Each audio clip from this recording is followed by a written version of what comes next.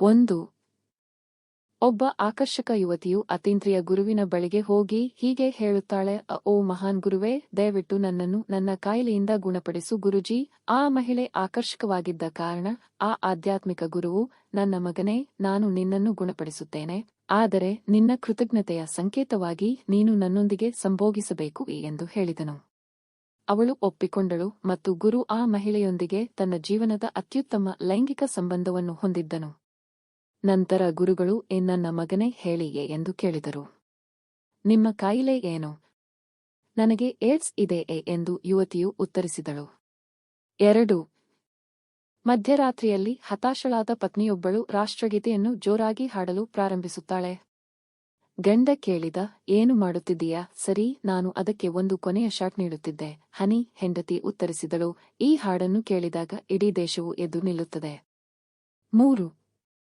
ಅತ್ಯಂತ ಬಿಸಿಲಿನ ಬೇಸಿಗೆಯ ರಾತ್ರಿ ಒಬ್ಬ ವ್ಯಕ್ತಿಯು ಸಂಪೂರ್ಣವಾಗಿ ಬೆತ್ತಲೆಯಾಗಿ ಸ್ವಲ್ಪ ನಿದ್ರೆ ಪಡೆಯಲು ಪ್ರಯತ್ನಿಸುತ್ತಿದ್ದಾಗ ಅವನ ಪುಟ್ಟ ಮಗಳು ಒಳಗೆ ಕಾಲಿಡುತ್ತಾಳೆ.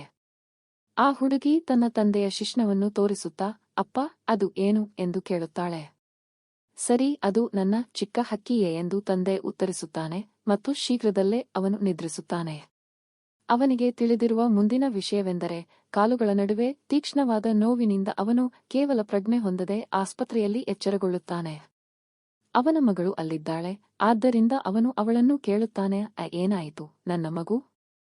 ಅವನ ಮಗಳು ಹೇಳುತ್ತಾಳೆ, ನೀವು ನಿದ್ದೆ ಮಾಡಿದ್ದೀರಿ ಅಪ್ಪ, ಮತ್ತು ನಾನು ತುಂಬಾ ಬೇಸರಗೊಂಡಿದ್ದೆ, ಆದ್ದರಿಂದ ನಾನು ನಿಮ್ಮ ಪಕ್ಷಿಯೊಂದಿಗೆ ಆಡಲು ನಿರ್ಧರಿಸಿದೆ. ಅದು ಇದ್ದಕ್ಕಿದ್ದಂತೆ ದೊಡ್ಡದಾಯಿತು ಮತ್ತು ತುಂಬಾ ಗಟ್ಟಿಯಾಯಿತು.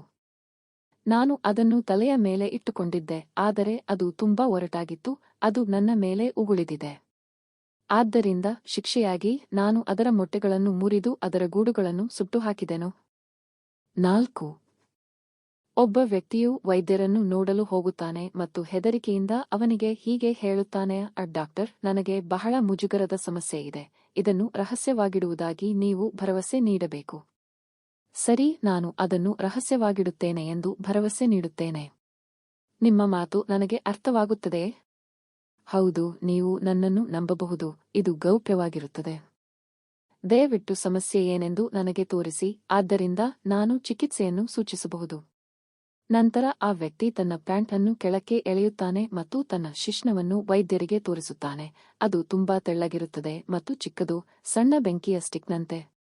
ವೈದ್ಯರು ಆಶ್ಚರ್ಯಚಕಿತರಾದರು ಮತ್ತು ಗೊಂದಲಕ್ಕೊಳಗಾದರು, ಮತ್ತು ಅವರ ಮುಖದ ಮೇಲಿನ ಅಭಿವ್ಯಕ್ತಿ ಅದನ್ನು ಬಹಳ ಸ್ಪಷ್ಟಪಡಿಸುತ್ತದೆ. ನನಗೆ ಗೊತ್ತು, ಸರಿ ಎಂದು ಆ ವ್ಯಕ್ತಿ ಹೇಳುತ್ತಾನೆ, ಅದು ಊದಿಕೊಂಡಿದೆ. 5. ವಿವಾಹಿತ ದಂಪತಿಗಳು ಉದ್ಯಾನವನದ ಬೆಂಚ್ನಲ್ಲಿ ಕುಳಿತಿದ್ದಾಗ ಚಿಕ್ಕ ಹುಡುಗನೊಬ್ಬ ಅವರ ಬಳಿಗೆ ಬರುತ್ತಾನೆ. ಹುಡುಗನು ಹೆಂಡತಿಗೆ ಹೇಳುತ್ತಾನೆ, ಕ್ಷಮಿಸಿ ಮೇಡಂ, ನನಗೆ ಒಂದು ಪ್ರಶ್ನೆ ಇದೆ. ಮಕ್ಕಳು ಎಲ್ಲಿಂದ ಬರುತ್ತಾರೆ?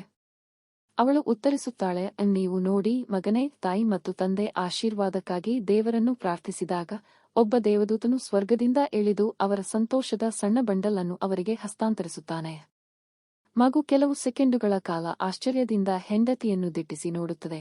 ನಂತರ ಗಂಡನಿಗೆ ಹೀಗೆ ಹೇಳುತ್ತದೆ, ಡ್ಯೂಡ್, ನಿಮ್ಮ ಹೆಂಡತಿಗೆ ಲೈಂಗಿಕತೆಯ ಬಗ್ಗೆ ಏನೂ ತಿಳಿದಿಲ್ಲ, ನೀವು ಅವಳನ್ನು ಗಟ್ಟಿಯಾಗಿ ಹೊಡೆದಿದ್ದೀರಾ ಅಥವಾ ಏನು?